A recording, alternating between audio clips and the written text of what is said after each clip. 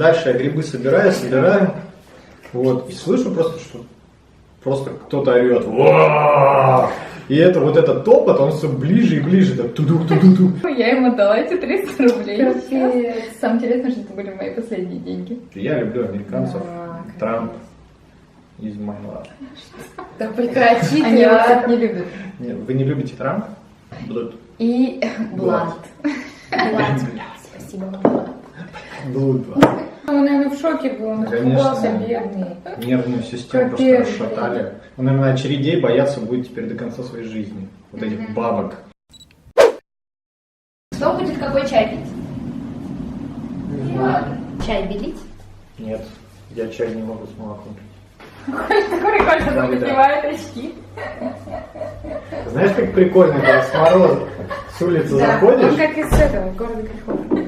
с мороза, заходишь в помещение в теплое, и у тебя просто все, и оно не распотевает. То есть ты как дурак ходишь, ничего не видишь, а если ты их снимешь, ты тоже ничего не видишь. Блин, почему мне дали самую шатающуюся табуретку? Hello, guys! Привет, ребята! Guys. Я не ожидала, что так быстро вы здороваетесь. Hello, guys! My name is Tanya, I'm Rusky, and this is my channel, and this is Anya and Kolya. You know them. They have really very bad English. Elementary. Elementary B. Что мы будем сегодня обсуждать? We met together today because all of us have an interesting, crazy story which happened in Russia.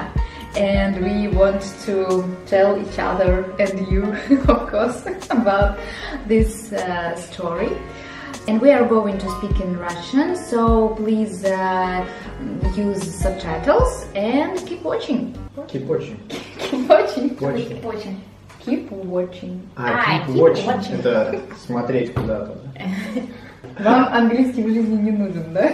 Мы же в России. Действительно упоротая русская история.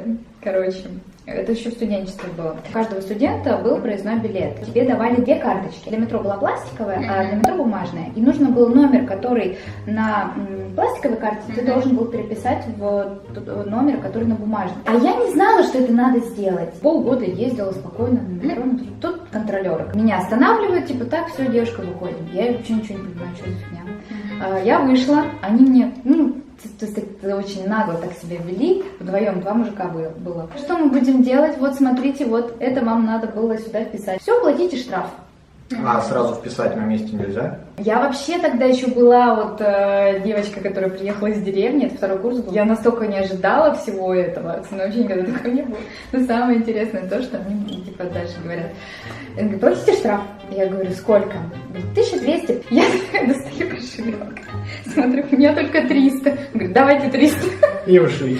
Они реально, я тоже, конечно, тупо поступила, я им отдала эти 300 рублей. Самое интересное, что это были мои последние деньги. Я отдала им 300 рублей, они забрали и ушли. Вот. Ну да, тогда, наверное, 300 рублей это была очень хорошая сумма. Это был мой 2-й курс, 2005 год. Еду я на работу, в общем, и ко мне подходит такая девушка. Помогите, вот все украли, кошелек украли, все украли, не могу до дома доехать. Я говорю, могу только жетон дать, потому что деньги все равно. Я помню, я с тобой ехала. Да, могу жетон дать, она такая, о, спасибо, все, я уеду. На следующий день ее встречаю, такая, ко мне опять подходит, да, и говорит, ой, я не могу уехать. Я говорю, ты что, со вчерашнего дня еще не уехала? Тут просишь у всех денег, я же тебе жетон дал. В итоге она как бы засмущалась, ушла. Я говорю, иди отсюда лучше, хороший. Зачем ей жетон-то? Они же продают жетоны, ты что? Так продают они? Стоит очередь, прикинь, час пик. И к тебе в конце очереди подходит бомжар, говорит, давайте дам жетон, короче, а ты мне вернешь за него деньги. И даже некоторые даже дороже продают, жетон в Риц стоит, да, к примеру. Ага, 45 он стоит. А он тебе за полтинник. С утра, прикинь, какая очередь, час пик. Ну да. И он к тебе подходит и говорит, что вот тебе там не надо стоять 10 минут в очереди, давай за полтинник тебе продам. А бутылку наскребаю. Стою я в очереди в Окее. Это к вопросу о том, как у нас любят обращение, что у нас принято обращаться девушка ко всем женщинам до 80. Бабушка не Другое это Не знаю, я считается бабушке оскорблением. сказал, девушка, она прям расцвела. Да, да. Ой-ой-ой. Вот. И тут, короче, подходит женщина и как бы так, знаешь, встала вот как будто бы передо мной. А я такая, женщина, а я вообще-то стою. Она, ну это реакция. Говорит, женщина, вы слышали, я тут стою. Говорит, женщина, я слышу, я хочу слышать, женщина. Мне тогда было лет сколько, 20, может быть, 6. А ей было 40, наверное. Вот. Кстати, если мне кто-то не нравится, и кто-то меня задел, там, Специально на ты улице, говоришь? я специально говорю женщина. Жестокая, Просто жестокая. обижает. История про больницу и жалость. Стоим с Данькой, Даня из Майсан, в очереди в детской поликлинике на кровь. Блуд. И Блант. Спасибо. Блуд. Очень много людей. Впереди нас стоит женщина с ребенком. Ребенок ноет. Ну, и он, не, мама, я не хочу, я боюсь, я боюсь. Ну, нет, он не орал скоро, он боялся, он не хотел. Типа, я боюсь, не хочу. Эта женщина, очень опрометчивая, она попросила, а вы не могли бы нас пропустить? Ну, вы же понимаете, да, что... Да, да. Это было очень зря. На нее Она так пожалела, набросились, просто. Вы что? А вы что думаете, что мы тут с детьми просто так стоим? И она попыталась робко объяснить, что, ну, понимаете, он боится. Да, и что? И что теперь? Вас пожалеть? Вы знаете, жалость – это плохое качество. Культивировать в своем ребенке жалость – это, пожалуйста, это плохое качество. Что так делать не надо. Вот. Но самое интересное, ну, такой жестокий урок российской поликлиники. Самое интересное, что ребенок после этого вообще не пискнул. Он тогда сидел спокойно. Он, наверное, в шоке был, он испугался, бедный. Нервную систему просто расшатали. Он, наверное, очередей бояться будет теперь до конца своей жизни. Вот этих бабок. А я могу рассказать историю очень страшную. И на самом деле в тот момент она была очень страшная. И я уже со Светом попрощался. Я люблю ходить в лес за грибами. Но вы, наверное, в тайных видео уже видели, что мы ходили в лес все вместе.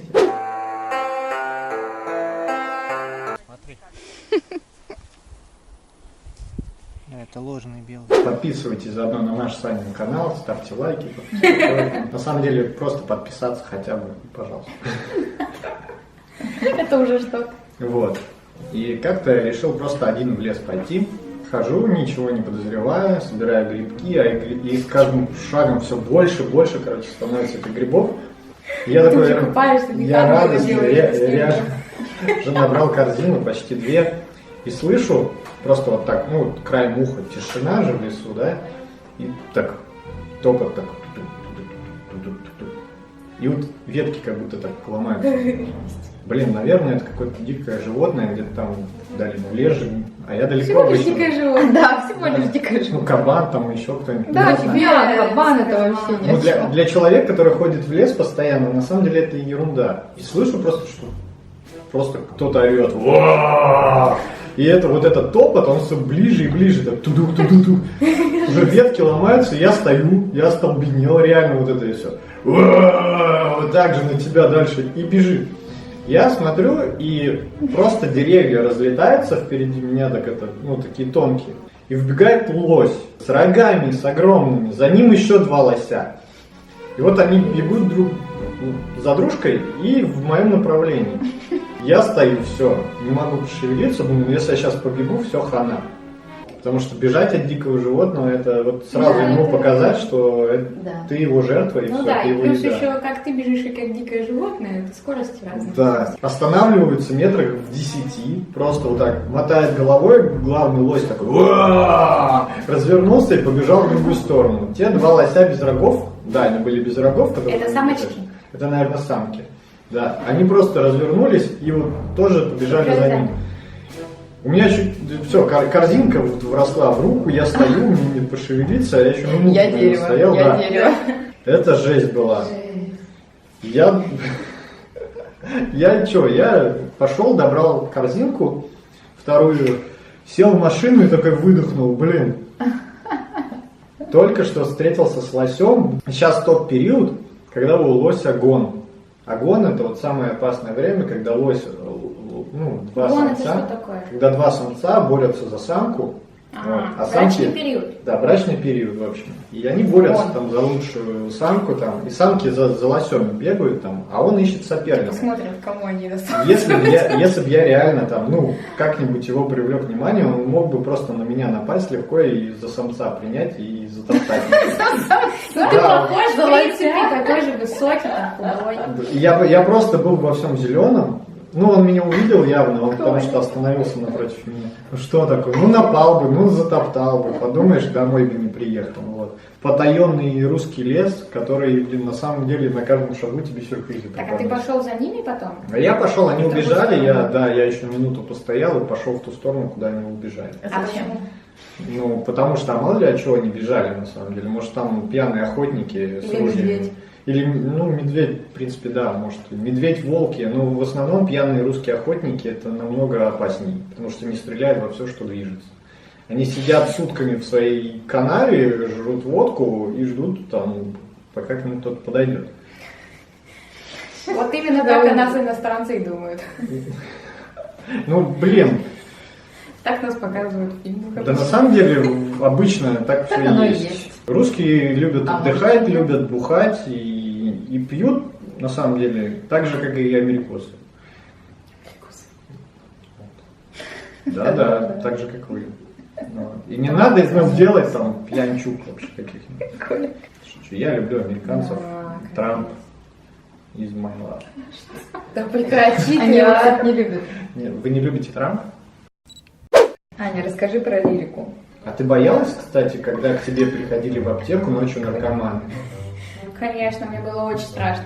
Да, я работала в ночные смены, подрабатывала, что я была студенткой. Проблема фармацевтов, которые работают днем, это бабушки, которым нечем заняться, они ходят, покупают лекарства, ругаются, любят ругаться. Ну, им да, заняться постоянно. нечем дома. А ночью в основном просыпаются всякие люди, там, Говори прямо. наркоманы, вот, и как бы у них основная задача-то это купить препараты, которые им помогут вот эти ломки снять, как бы, вот, и ко мне постоянно А много таких приходили... препаратов? Да, конечно. Прям можно открыто в аптеке купить? Просто? По рецепту только такие продаются. А есть без рецепта? Нет.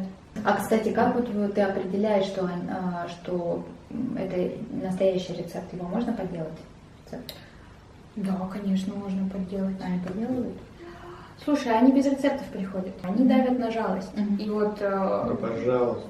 Ну, Да, пожалуйста. Продайте мне, Видишь, как неплохо. пожалуйста. А просто я как бы всегда, ну, вежливо общаюсь со всеми. Они говорят, можно мне, пожалуйста, лирику? Лирика это препарат. Да, лирика это препарат. Я говорю, рецепт. Он такой, я его дома забыла. Я говорю, я без рецепта не могу вам продать. Я говорю, ну пожалуйста. Я говорю, нет. Я говорю, я не продам. Говорит, я вам больше заплачу, чем он стоит. Я говорю, я вам не продам, мне нельзя его продавать. Если ты продашь препарат без рецепта такой, это может привести к самым разным последствиям. Вот, и ну, к очень большим проблемам потом. Проблема Для меня всегда для был... фармацевта Да. или для аптеки? Для фармацевтов. У меня еще была ситуация до этого. Первая аптека, в которой я работала, она была вообще жуткая, потому что она была полупустая, в ней было очень мало лекарств, не было охраны вообще. Я ночью была одна в открытой аптеке, у меня была касса с деньгами, у меня была куча препаратов, у меня был сейф с рецептурными препаратами, я была одна. Вот. И как-то зашел какой-то нерусский человек и попытался со мной познакомиться. И вот тогда мне было очень страшно, потому что он такой, ну типа, о, а можно с тобой познакомиться? Я говорю, нет. А у меня сердце просто опускается. А есть тревожная кнопка какая-то? Нет, вообще у нас ничего не было. Это была ужасная аптека. Я когда уходила из нее, просто я думаю, слава богу. Когда ты выходишь из прилавка в зал, там вообще просто вот такая вот качающаяся дверь, вот такая, ну как... И она надо было... Да. Техас Дикий или Запад. Дикий Запад. В таверне Того, ходишь такой, точно, да. такая, И она просто на щеколду вот так закрывается. То есть, если бы он реально хотел, ну, что-то там сделать со мной, ну, вообще не составило никакого труда. So guys, as you noticed, it is a new type of video. What do you think about it? Do you like it? What do you think about our stories? Is it interesting? If you notice some unusual story for you, and or maybe you notice some similar story which can also happen with you. Text me your story under this video. Some interesting, crazy, I don't know, American story, Indian story, US story, African and story. a story from your country. And thank you for watching.